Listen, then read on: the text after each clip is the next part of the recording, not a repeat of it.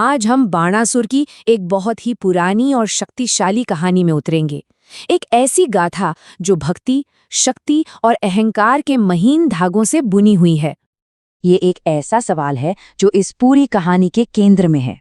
तो चलिए इस यात्रा पर निकलते हैं और देखते हैं कि भक्ति कैसे अहंकार का खतरनाक रूप ले सकती है। तो हमारी कहानी का जो मुख्य पात्र है वो है शक्तिशाली असुर बाणासुर। आइए सबसे पहले उससे ही जानते हैं। देखिए, बाणासुर कोई साधारण असुर नहीं था। उसकी असली पहचान भगवान शिव के प्रति उसकी गहरी अटूट भक्ति से थी। वो शिव भक्ति में पूरी तरह से डूबा रहता था। बाणासुर की कठोर तपस्या और भक्ति से भगवान शिव इतने ज्यादा खुश हुए कि वो खुद उसके सामने प्रकट हो गए। और यही वो पल था जिसने बाणासुर का भाग्य हमेशा हमेशा के लिए बदल दिया। और बाणासुर ने क्या मांगा? उसने मांगा अजेयता का वरदान।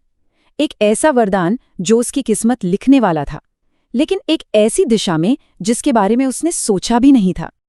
लेकिन देखिए, हर वरदान की एक कीमत होती है। शिव की चेतावनी बिल्कुल साफ थी। जिस दिन अहंकार सिर चढ़कर बोलेगा, उसी दिन विनाश पक्का है। ये एक ऐसी भविष्यवाणी थी जिसका सच होना तय था। और अब हम कहानी के अगले पड़ाव में आते हैं, जहां वरदान ने धीरे धीरे बाणासुर को बदलना शुरू कर दिया था। तो जैसे जैसे समय बीता, शिव का वरदान बाणासुर पर हावी होने लगा। अजेय होने के घमंड में वो देवताओं को चुनौती देने लगा। और फिर उसने अपनी सबसे बड़ी गलती कर दी। भगवान कृष्ण के पौत्र अनिरुद्ध को बंदी बना लिया। बस यही वो चिंगारी थी जिसने महायुद्ध की आग भड़का दी। इस एक घटना के साथ कहानी में एंट्री होती है दूसरी दिव्य शक्ति की, भगवान कृष्ण की। कृष्ण का मकसद बिल्कुल साफ था।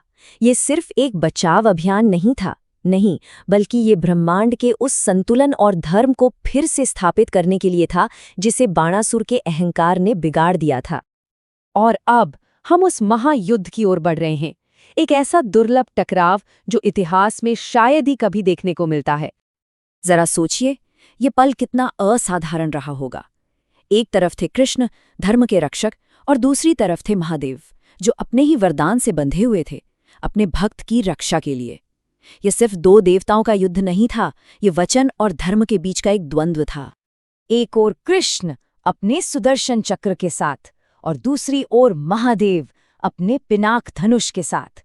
ब्रह्मांड की दो सबसे बड़ी शक्तियां आमने सामने थीं, और दोनों की ताकत की तो कोई कल्पना भी नहीं कर सकता।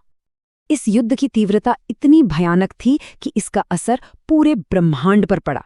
आकाश कांप उठा, धरती डगमगाने लगी, और यहाँ तक कि देवता भी इस विनाशकारी टकराव को देखकर डर गए थे। तो चलिए अब युद्ध के उस निर्णायक मोड़ पर चलते हैं जहां इसका अंत हुआ। कृष्ण ने बाणासुर के अहंकार के सबसे बड़े प्रतीक उसकी 1000 भुजाओं पर प्रहार किया। एक एक कर उसकी हर भुजा कटकर गिरी, और उसके साथ ही उसकी अजेयता का भ्रम भी टूट गया। और ठीक इसी निर्णायक पल में शिव ने युद्ध जीतने के लिए नहीं, बल्कि अपने भक्त को बचाने के लिए हस्तक्षेप किया। उन्होंने बाणासुर के जीवन की प्रार्थना की ताकि उसे जिंदा रहकर अपने अहंकार का असली मतलब समझ आ सके। और कृष्ण का जवाब इस कहानी के पूरे सार को सामने रखता है। उन्होंने सहमति दी, ये दिखाते हुए कि लक्ष्य बाणासुर को मारना नहीं था, बल्कि उसके अहंकार को नष्ट करना था। ये सजा नहीं, सुधार था। तो चलिए अब इस प्राचीन गाथा से जो मुख्य संदेश और नैतिक शिक्षाएं मिलती हैं, उन्हें समझते हैं। तो इस कहानी से हमें क्या सीख मिलती है? ये हमें सिखाती है कि सच्ची भक्ति से मिली शक्ति एक दो-धारी तलवार की तरह है, जिसे अहंकार बहुत आसानी से नष्ट कर सकता है। ये भी दिखाती है कि शिव अपने भक्त की रक्षा के वचन से बंधे हैं, लेकिन आखिर में धर्म और ब्रह्मांड का संतुलन ही सबसे ऊपर है, जिसे बनाए रखने के लिए शिव और कृष्ण एक साथ काम करते हैं। और ये पूरा विश्लेषण हमें इस आखिरी और विचार करने वाले प्रश्न पर छोड़ जाता है, क्या सिर्फ शक्ति का होना ही सब कुछ है, या उस शक्ति को सही तरह से चलाने वाला ज्ञान ज्यादा महत्वपूर्ण है? इस पर सोचिएगा जरूर।